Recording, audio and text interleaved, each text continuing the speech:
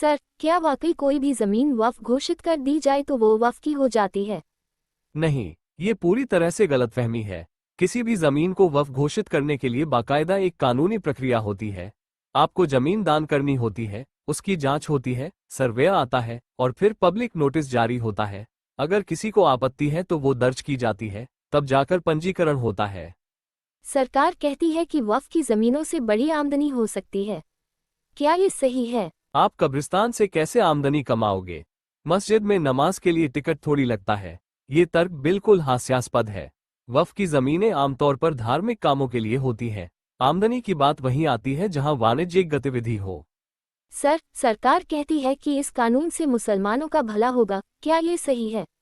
असल में ये कानून न तो मुसलमानों के भले के लिए है, न ही किसी और के। ये समाज को धर्म के नाम पर बांटने और झगड़े कराने की एक साजिश है। जो संपत्तियां पहले से पंजीकृत हैं, उनके दोबारा कागज क्यों मांगे जा रहे हैं? मकसद सिर्फ एक, विवाद पैदा करना। क्या बीजेपी वाकई धार्मिक संपत्तियों पर कब्जा करना चाहती है? देखिए, जब किसानों की जमीन छीनने वाला काला कानून नहीं चला, तो अब धार्मिक जमीनों पर नजर डाली जा रही है। सिर्फ वक्फ नहीं, आगे मंदिर, चर्च, गुरुद्वारे, सबका नंबर आएगा। इसलिए ये सिर्फ मुसलमानों का मुद्दा नहीं, सबका है।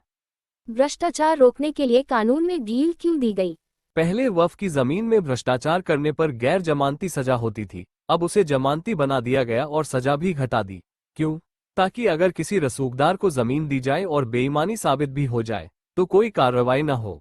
ये साफ दिखाता है कि नियम दोस्तों के लिए बदले जा रहे हैं। सर, तो इसका हल क्या है?